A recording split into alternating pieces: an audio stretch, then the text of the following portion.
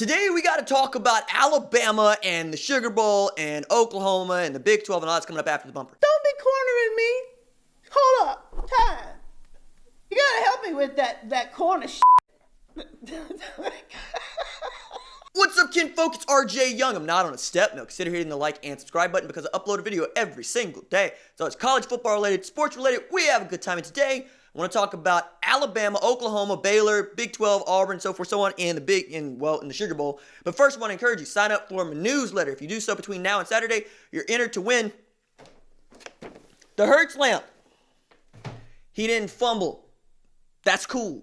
So Oklahoma got a fifth consecutive big Bedlam victory and is undefeated in the month of November, going back to November 8, 2014. That's 21 straight for Oklahoma in the month of November. So if you're saying Oklahoma's name in November, you're saying Oklahoma got a W and probably handed you an L.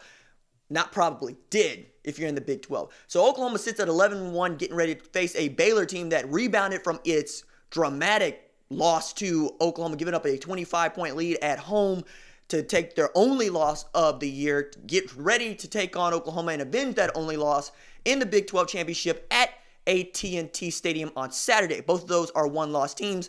Both of those are playing pretty decent football, and Baylor made a statement, putting up 61 on Kansas, giving up just 6. They're cruising into this thing. I expect both Oklahoma and Baylor to be top 7 teams, probably 6 and 7, because the playoff committee seems to just use the Big 12 to justify its rankings as opposed to put them up there, but that's another discussion altogether. But the premise of this upload, as you can infer from the headline, is Alabama ain't going to play in the Sugar Bowl. Now, protocol for the Sugar Bowl is Big 12 versus SEC in years in which the Sugar Bowl is not in the college football playoff semifinal rotation. This is one of those years. And Oklahoma has made a number of trips to the Sugar Bowl here recently, having beaten Alabama in 2013. There was the Auburn game in 2016, and on and on. So we know that there's history between Oklahoma and Alabama schools in particular, but this is not going to be that, right? And it's not so much opinion here, although there is some. Let me walk this out. The Sugar Bowl would have a very difficult time putting a Alabama team into the playoff with 2 losses and no ranked wins. Like, if you want to give them a ranked win, you'd be doing it from the Associated Press poll way back when against Texas A&M. 7-5, Texas A&M. That is Alabama's best win. And yeah, they played Auburn close, but Auburn also doesn't play for an SEC championship. That's LSU, who is undefeated, the number 2 team in the country, and they'll face Georgia because Georgia plays in the SEC East, and the SEC East has been weaker in years past than the SEC West.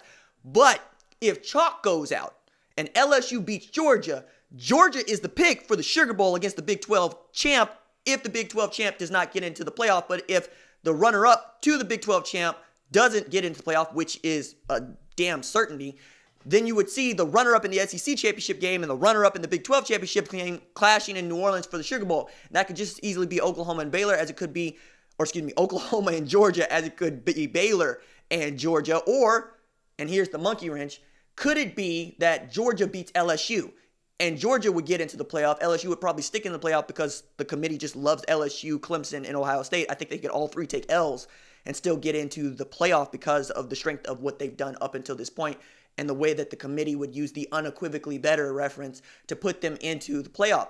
But you're going, hey, RJ, if Georgia's in the playoff, they wouldn't be in the Sugar Bowl. Yes, you get a cookie. But it would also mean Auburn would be next up because Auburn beat Alabama, and Auburn has not just top 10 wins, but they also have played a very tough schedule, and that has been the thing the committee has wanted to raise up from jump. Do you see who Auburn has played? Do you see where they played them? Do you see what they were able to do? This is an LSU team that they held to 23 points, gave up 500 plus yards of offense, but still 23 points, right? And we could talk about who and up and down their schedule, and we can go through it, talking about Oregon and how good that team has become. Even with 2 losses, they could still end up winning a Pac-12 championship. And I think we would all much rather see Oklahoma versus Georgia. Some of us would want to see Jalen Hurts versus Nick Saban. I don't want to see it because I don't care anymore. Both of those guys have very little to say. Alabama doesn't really want to play in these games because they think these games are above them. They got a bunch of puppies. They're hurt. And the W wouldn't mean so much to Oklahoma as beating Georgia. Because as much as, yeah, you want to avenge the loss in the Orange Bowl to a Tua Tagovailoa-led football team, that's the one. If Tua was on this team and it was Jalen versus Tua, that's a game I would want to see. But I don't particularly care about Jalen Hurts versus Mac Jones. And I'm venturing that most people don't either. But if you talk about this Georgia team with a Jim Thorpe Award finalist at safety, and the way that Jake Fromm has been playing quarterback when he's allowed to cook, and the health and what's going to be going on with DeAndre Swift around this time, who might play, who might not play, George Pickens, Dominique Blaylock, and those cats versus Oklahoma's defensive backs, you might even get to see really great defensive play if Oklahoma continues to play the sort of defense that it's played the last few weeks. I mean, this is an OU team that has given up a combined 33 points over the last 10 quarters. That's decent. That's decent. It's given up less than, or 20 points or fewer in 6 of the 12 games played.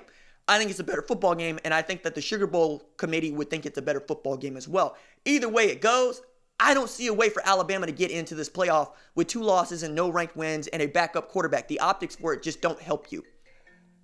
I also find all of this to be wildly interesting, and I'm going to continue to talk about it with you as we go. Doses.